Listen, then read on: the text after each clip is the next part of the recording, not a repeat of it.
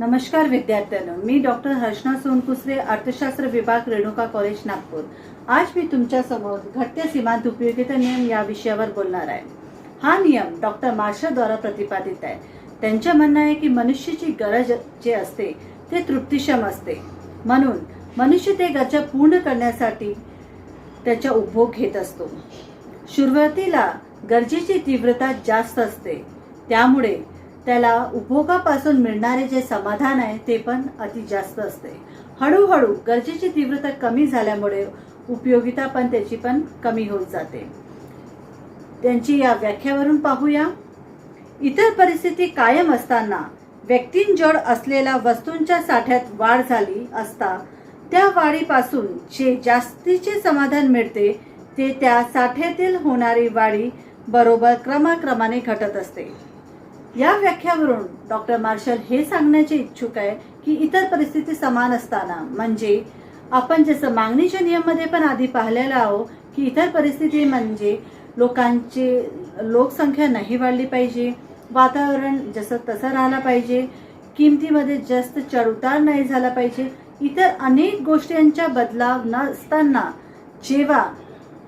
जेव्हा वस्तूंच्या साठ्यात वाढ झाली असता, म्हणजे तुमच्याकडे जे साठा आहे त्याच्यामध्ये जेव्हा वाढ होते त्या वाढीचे मिळणारे समाधान जास्त असते, आणि जसं जसं एक साठ्याच्या क्रमाक्रमाने कमी होत जाते त्याच्यापासून मिळणारी उपयोगिता पण आपल्यासाठी कमी असते।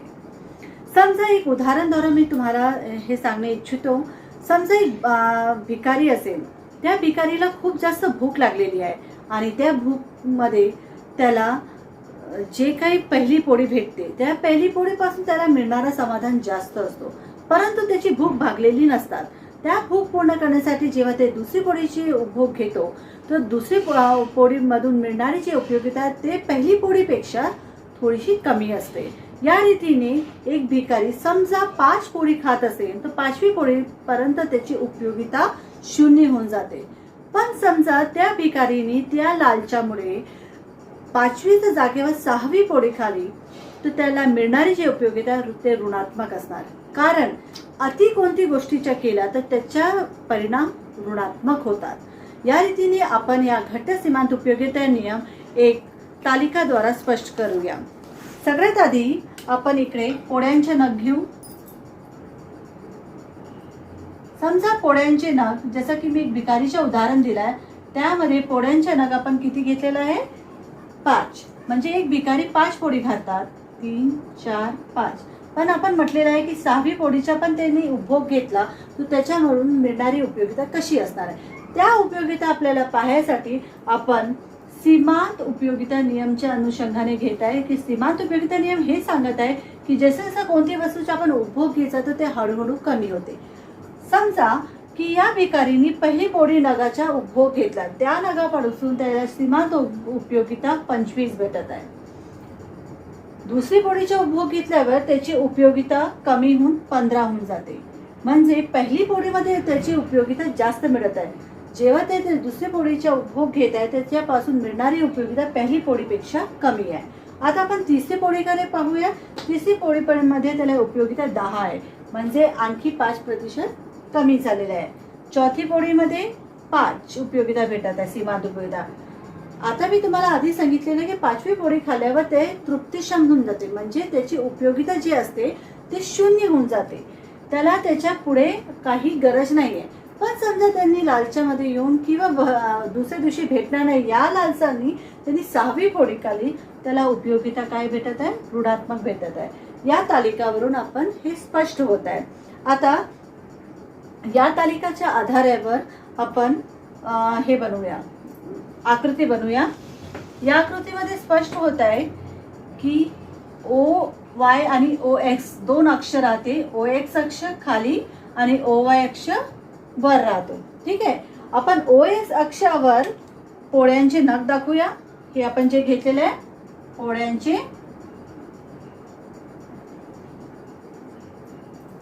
पोळ्यांचे नग, आणि OY अक्षावर आपण काय दाखवणार आहे? सीमांत उपयोगिता, ठीक आहे। आता पोळ्यांचे नग किती आहे? 6 आहे, तर आपण याचे 6 भाग करूया। 1, 2, 3 4 5 6. ठीक आहे. आणि सीमांत उपयोगिता किती आहे? आपण पाहत आहे की 5-5चे डिफरन्स आहेत. आपण 1 सेंटीमीटरच्या याच्यामध्ये 5-5चे डिफरन्स घेऊ शकतो. परंतु आपण इथे पाहत आहे की हे -5 मध्ये पण गेलं. तर आपण ही जी लाईन आहे ते आपण खालीपर्यंत आणूया. ठीक आहे. 5 10 15 20 आणि 25 या रीतीने. ठीक आहे. आणि इथे -5 क्योंकि आपल्याला ऋणात्मक पण दाखवायचे आहे. आता या आकृतीमध्ये आपण कसं बनवूया?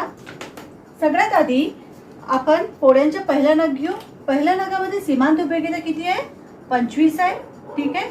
मी अशी एक लाईन खिचून घेते. दुसऱ्या पोळ्यामध्ये सीमांत उपयोगिता किती? 15 आहे. दुसऱ्या पोळीमध्ये सीमांत उपयोगिता 15 आहे. तिसरी पोळीमध्ये किती उपयोगिता दाखवत आहे? 10. ठीक आहे. आपण तिसरी पोळीमध्ये उपयोगिता 10 दाखवत आहे. नंतर चौथी पोळीमध्ये किती आहे? 5. चौथी पोळीमध्ये मिळणारी उपयोगिता 5 आहे. पाचवी पोळीमध्ये किती आहे? 0 झालेला आहे. तर आपण इथे एक पॉइंट टाकूया. नंतर सहावी पोळीमध्ये किती झालं आहे? 6 मध्ये -5. या सगळ्या बिंदूला आपण जेव्हा जोडणार तर आपल्याला घटत्या सीमांत उपयोगिता वक्र प्राप्त होणार. या सगळ्या पॉइंटला आपण असं जोडूया. ठीक आहे. याला आपण म्हणणार सीमांत उपयोगिता वक्र. कोणता सीमांत उपयोगिता? घटत्या सीमांत उपयोगिता वक्र, ज्याच्यामध्ये A, B, C, D, E आणि F पॉइंटला जोडून जे उपयोगिता प्राप्त होत आहे ते आपण याच्यामध्ये दर्शवण्याचा प्रयत्न केला आहे. आता याच्यामध्ये हे 5ही बिंदूला जोडून आपण हे उपयोगिता प्राप्त करत आहे. जसं आधी पण मी सांगितलं की 25 मध्ये त्याची पोळ्यांचे नग किती होते? 1 होते. जसं जसं पोळ्यांचे नग वाढत गेले तसं त्याची सीमांत उपयोगिता कमी होत जात आहे. आणि हे कमी होण्याचे फक्त एकच कारण नाही आहे. तर आपण त्याची काही गृहीते पाहूया. पहिला, उपभोक्तांची जी आवड निवड, त्याचे फॅशन इत्यादी सगळ्या गोष्टीमध्ये काय असतो? बदल होत असतो. त्याच्यामुळे हे उपयोगिता नियम मध्ये हे बदल आवश्यक नाही आहे असं त्यांनी असं गृहीत धरलेलं आहे. दुसरा, उपभोक्त्यांच्या काळात दुसऱ्या वस्तूचा वापर करण्यात येऊ नाही. जसं समजा त्यांनी एखादी वस्तूचा उपभोग घेतला. फॉर एक्झाम्पल याच्यामध्ये घटत्या सीमांत उपयोगिता नियम मध्ये आपण काय दाखवत आहे? भिकाऱ्याचे उदाहरण दिलं ज्याच्यामध्ये ते पोळे खात आहे. पोळ्याच्या जागेवर त्याला छान पराठे भेटले असेल किंवा इतर दुसरी वस्तू भेटली तर हे जी उपयोगिता त्यांनी दाखवली आहे की हळूहळू जसे नग वाढत चाललेले आहे तसं जसं उपयोगिता कमी होत आहे ते उपयोगिता कमी होणार नाही. उलट काय होऊन जाणार? ते उपयोगिता त्याच्यासाठी दुसऱ्यापासून वाढणार, तिसऱ्यापासून आणखी वाढणार असे पण होऊ शकते. तर त्यांनी काय म्हटलेलं आहे? इतर गोष्टीचा समावेश याच्यामध्ये होणार नाही. नेक्स्ट, उपयोगिताची क्रिया खंड न पडता सुरू असावी. जसं फॉर एक्झाम्पल एक पोळी आत्ता खाल्ली, एक दुपारी खात असेल आणि एक रात्री खात असेल तर अशा वेळेस हे सीमांत उपयोगिता कमी होणार नाही. सकाळच्या वेळेस जे उपयोगिता भेटत होते तेच त्याला दुपारी पण भेटू शकते आणि तेच त्याला संध्याकाळी पण भेटू शकते. त्याच्यामुळे त्याच्या काय पाहिजे? खंड न पडता. नेक्स्ट आहे, पर्यायी वस्तूंची किंमत स्थिर असावी. आता पोळ्यांच्या जागेवर दुसरी काही वस्तू त्याच किमतीवर भेटत असेल तर त्याच्यामुळे पण उपयोगितामध्ये फरक पडू शकतो. ते पण कशी असावी? स्थिर असावी. उपयोगितात येणारी वस्तूंचे सर्व नग आकाराने आणि रूपाने समान असावं. समजा या पोळीचा शेप इतका आहे तर दुसरी पोळीचा शेप पण इतकाच पाहिजे. समजा त्याच्या इतका राहिला तो उपयोगिता वाढणार, कमी होणार, काही पण होऊ शकते. त्याच्यामुळे हे जे त्याच्या रंगरूप आकार आहे ते सारखे असणं आवश्यक आहे. आता आपण याची मर्यादा काय आहे ते पाहूया. घटत्या सीमांत उपयोगिता नियमामध्ये त्यांनी आधीच म्हटलेलं आहे जसं जसं आपण कोणती वस्तूंच्या नगामध्ये वाढ करत जाणार तर उपयोगिता कमी होणार. पण या उपयोगिताच्या मागे काय कारणे होऊ शकते त्यांनी सांगितलेलं आहे. उपभोगात आणलेले वस्तूंचे सर्व नग रंग, रूप, आकार इत्यादी बाबतीत एकसारख्या नसतील तर हा नियम लागू होणार नाही.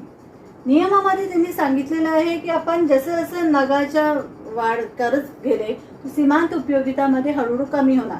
पण मी आत्ताच एक उदाहरण सांगितलं की नगाचा आकार चेंज झाला किंवा त्याच्या कलर स्ट्रक्चर चेंज झाला किंवा त्याच्या शेपमध्ये चेंजेस केलं तर आपोआप काय होणार आहे?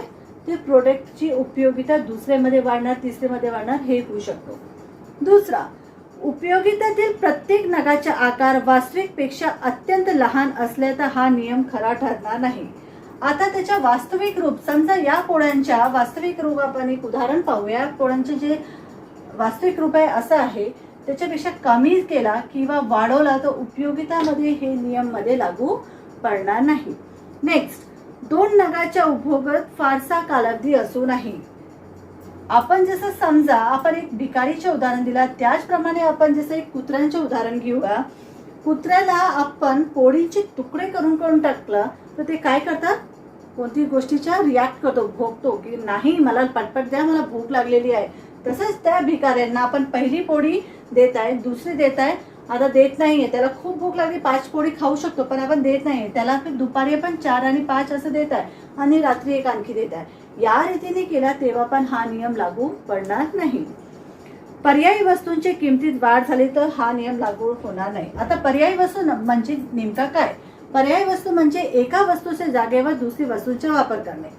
आता समजा पोळ्यांच्या जागेवर मी किंवा पोळी, गोलगप्पे, पोळी किंवा आपण पराठ्यांचा वापर केला तर पोळीची जी उपयोगिता भेटत होती त्याच्यापेक्षा त्याला पराठेमध्ये जास्त भेटणार, होऊ शकते त्याच्यापेक्षा दुसऱ्या वस्तूंमध्ये उपयोगिता आणखी जास्त भेटणार. म्हणजे 1, 2, 3च्या जे खात होतं तर उपयोगिता हळूहळू कमी होत होती, पण दुसरी वस्तू आल्यावर त्याची उपयोगिता हळूहळू वाढत जाणार. ह्या परिस्थिती पण त्याच्यामध्ये एक मर्यादा आहे. शेवटच्या, एका वस्तूंचा उपभोग सुरू असताना दुसऱ्या वस्तूंचा उपभोग करू नये. फॉर एक्झाम्पल, या पोळी खाता समजा त्याला एखादी कोणती दुसरा इतर पदार्थ दिला तेव्हा पण हे नियम लागू होणार नाही. समजा एखादी उदाहरण जसं दारूचं सेवन केलं तर त्याला पहिली पोळीमध्ये जी उपयोगिता भेटत होती दुसरी पोळीमध्ये होऊ शकते त्याच्यापेक्षा जास्त उपयोगिता भेटू शकते. म्हणजे ते दुसऱ्या वस्तूंचा उपभोग, मादक पदार्थ किंवा अशा वस्तूंचा उपभोग करत आहे ज्याच्याने त्याला त्याची आवड असेल किंवा त्याच्याने नुकसान करून त्याच्या उपयोगिताला समजू शकत नाही, अशी परिस्थितीमध्ये हे नियम लागू पडणार नाही. आता घटते सीमांत उपयोगिता नियमाचे जे अपवाद आहे, हा नियम प्रत्येक ठिकाणी लागू होत नाही. कुठे कुठे लागू होत नाही त्याचे आपण उदाहरण पाहूया. सगळ्यात आधी आहे मादक वस्तू. मादक वस्तू म्हणजे चरस, गांजा, दारू वगैरे हे. याच्यामध्ये उपयोगिता केव्हा पण कमी होत नाही. पहिल्यामधून जे उपयोगिता भेटते दुसऱ्यामध्ये त्याच्यापेक्षा जास्त, तिसऱ्यामध्ये त्याच्यापेक्षा आणखी डबल, अशा रीतीने ते वाढत जाते. त्याच्यामुळे हे मादक वस्तूच्या संदर्भात हा नियम लागू होत नाही. दुसरा, पैसा. आज व्यक्तीकडे 10,000 रुपये असेल, उद्या 20,000 वाढले तेव्हा पण त्याची उपयोगिता त्याच्यासाठी कमी होणार नाही. त्याला वाटणार आणखी मला पाहिजे. 20 लाख झाले तेव्हा पण त्याच्यासाठी उपयोगिता काय असणार आहे, 2 लाख झाले तर त्याच्यासाठी त्याची उपयोगिता त्याला तेव्हा पण जास्त वाटणार आहे. म्हणजे जसं जसं त्याच्या पैशामध्ये वाढ होत जाणार त्याच्यासाठी सीमांत उपयोगिता घटणार नाही, उलट वाढत जाणार. आणखी एक आहे संगीत.